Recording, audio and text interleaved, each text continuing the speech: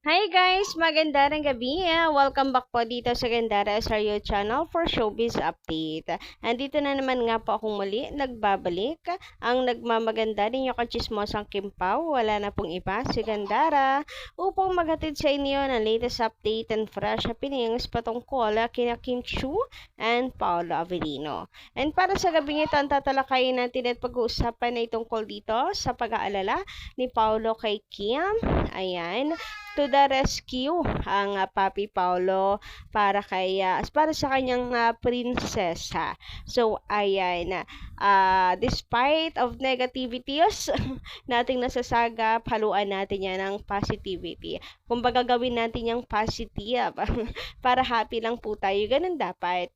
Dapat lagi tayong makakinchu, i-adapt natin yung pagiging happy always. Di Kimi, sabi nga niya, good vibes lang dapat. Kaya, kaya si Kim, ang fresh Actually, hindi siya patanda. Pabata, parang 16 years old, sana all talaga. Kasi si Kimi, lagi ang happy. Kaya dapat ganun din tayo.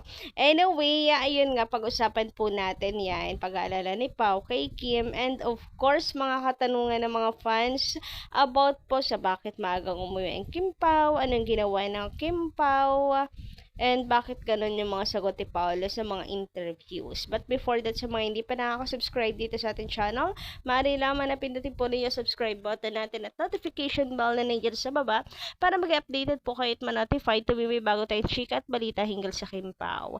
Basta mga balita na may kinalaman, kina Kim Chiu and Paolo Avellino, sagot na po natin yan. So, katanungan po dito ni Madam Norma Canlas, bakit kaya sila maagang umuwi? So, sa pagkakaalam ko, dahil may trabaho po si Kim Chiu kinabukasan, photoshoot for her TVC. So, kailangan po niya mag-beauty rest. Buti nga si Kim Chiu, kahit alam niya na meron siyang gagawin, ganto, ganyan, abay, nagagampanan pa rin po niya lahat yung mga appointments and ganap. Napaka-importante rin naman ng ABS-CBN na ball. So, hahanapin naman po ng mga fans kung hindi sila umaten. So, okay na po yun. Nakapagpakita naman na ang Kim Pao. Ayan. Busog na nga tayo sa ayuda. Happy tayong lahat. So, kahit po maaga silang umuwi, ay ano man busog naman ang mga fans sa ayuda. So, ayun, kailangan po ng beauty rest ni Kimi. Kakatuwa si Kim no, napakasipag. Pero syempre, ano din ha, ingat lagi at take care lagi yung health mo, Kim. Sabi naman dito niya, Madam Relay Denise de la Paz, magandarang gabi. Miss Gandara, bakit? O, di ba, puro katanungan. Bakit kasi ayaw pang pakasalan ni Paolo si Kiam para matapos na ang mga naglalabasang fake news para na rin makamove on na rin si Janine? May lumalabas kasi na buntis daw si Che. Si Paolo ang ama. Diyos ko, nakakainit ang ulo. Hoy, huwag kayo maniniwala sa mga ganyan ha. Fake news yan. Alam mo, hindi ako maka-J, pero ang pangit na gagawa niya ng kwentong ganyan si Janine. Fake news yan. Nabibiktima ng fake news yung isa dahil lamang sa mga fans. Fan war. Wag ganon ha. Wag ganon. Dapat po ay mag-build tayo ng good community, hindi toxic. Huwag makisali sa mga ganyan-ganyan. Alam nyo rin naman siguro sa sarili nyo na fake news yun, lalo na't involved din si Paolo Avellino. Grabe! No to fake news tayo, no to fake news. Dapat yan pinapairal. Anyway, about siya, bakit hindi pa pakasalan? Galing po yan. Unang-una, wala tayo sa lugar. Wala tayong karapatan para questionin yon. Sila naman po ang may alam kung kailan at sila nakakaramdam kung kailan dapat. At the same time, para din masagot yung katanungan nyo, maybe may kinalaman niya sa sinabi ni Paolo na marami siyang dapat asikasuhin sa buhay niya at ibang aspeto ng buhay niya. 'Di ba? Siguro marami pa talaga. Di natin 'yun alam, of course, pero isa sa unti-unti nating nalalaman kung ano 'yon. Yung sa alak, siguro sa relationship sa anak, siguro may naasikaso pa. Hindi ka natin sure kung ano pa yon. Baka may mga bad habits pa si Paolo na gusto niyang baguhin sa sarili niya. Ayun lang. Basta, meron pa siyang kailangang ayusin sarili niya. Yun ang alam ko. Bakit hindi pa siya buong buo? And siguro ayaw niya. Nagmumuni-muni pa siguro si Paolo kasi dapat pagkasal, 'di ba? Ano 'yan, dapat ready ka sa commitment. Marami kayang ready na sa utak nila na sila po ay ready nang magpakasal. Pero after 1 years, 2 years, 3 years, naghiwalay. Naku, kung kailan pa nagkaanak, kung kailan kinasal, saka naghiwalay. Ayaw siguro ni Paulo mapunta sa ganung punto, kaya pinag-iisipan niyang mabuti. Kasi sabi ko nga nung nakaraan, ang pag-aasawa para namang hindi niyo po alam yan. Mas alam niyo po yan dapat kaysa sa akin, di ba? Kasi mas adult kayo na, hindi siya pagkaing mainit na isusubo mo, tas pag napasok ka, iluluwa mo na lang basta-basta. Parang ganon. And we also, as a fan, we have to respect that, of course. Ayan, kung tunay po tayo nagmamahal at fan, we have to accept that. Samantala, sabi naman dito ni Madam Darlina Ramelb, maganda rin gabi yan. Tulak ng bibig, kabig ng dibdib silang dalawa. Ibang sinasabi ng bibig, iba din ang kabig ng dibdib. Yun! Hoy, ang galing nyo talaga, ha? Yung mga ganyan Tagalog.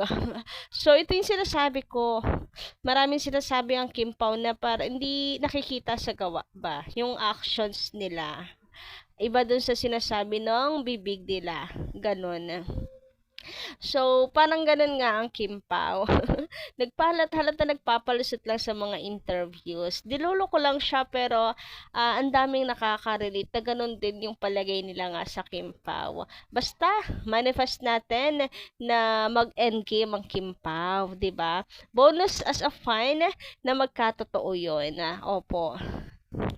Samantala, lumako naman tayo dito sa pa-outfit check ni Paolo Avellino kay Kim. So, nauna nang inilabas ni Kim Chu yung video na to na magpa-practice sila ng TikTok nila ni Paolo Avellino. And si Pao may pa-outfit check kay Kimberly. Ayan, very mag-jowa coded.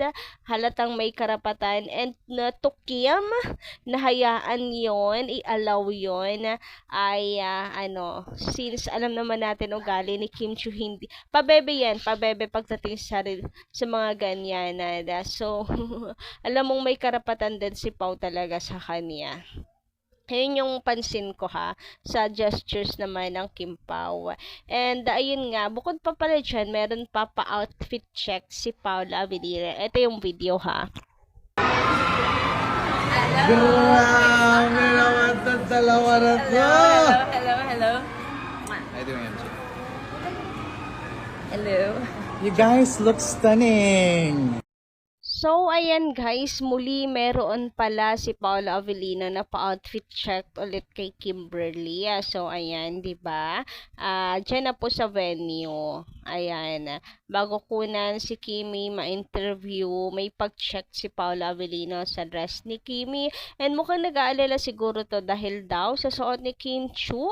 Ayan, kasi yung hindi naman revealing yung suot ni Kim. Yung back niya lang talaga. Tsaka yung may gilid ng niya. Ayan, ng dibdib. So, siguro gustong i-make sure ni Pao na naman okay yung suot ni Kim Chu, ganyan, nag-aalala siya. Syempre, to the rescue siya kay Kim Chu. Ayaw niya syempre na mapapahiya ito. Ayun, mga ganong comment ng mga fans. And talagang andun yung pag-care niya kay Kimberly and yung karapatan naman ni Paula Avellino ay amoy na amoy naman daw ng mga fans. So, wala namang masama doon, 'di ba? Walang LQ. Huwag kayong ganon. Si Pao hahayaan niya si Kim kung saan siya masaya. And walang paghihigpit pagdating sa mga kasuotan. Pero andyan para umalalay always. To double check, ayan, yun yung papel niya. to double check Kim's is okay and fine. Anyway, dumako naman tayo dito sa birthday wish ni Kimi kung saan abay wala pong pag-alma ang Kim Pao, natawa na lang nang isigaw, may magsigaw na fan doon about sa ano nga bang wish ni Kimi. Natawa rin ako kasi may nagsigaw, lakas ng loob na nasa tabi mo na. Ayan, binigay na ni Lord, wish granted na agad. Hindi pa man nagwi-wish si Kimi. Andiyan na. Nasa tabi mo na, Kim, huwag ka na mag-wish. Wish granted na. Tawa rin ako sa reaction na ni Paula Avellino. So, ayun lang guys, sa ating update ngayong gabing ito. Thank you so much sa pakikinig. And don't forget to click the subscribe button and notification bell for more updates. Maraming salamat.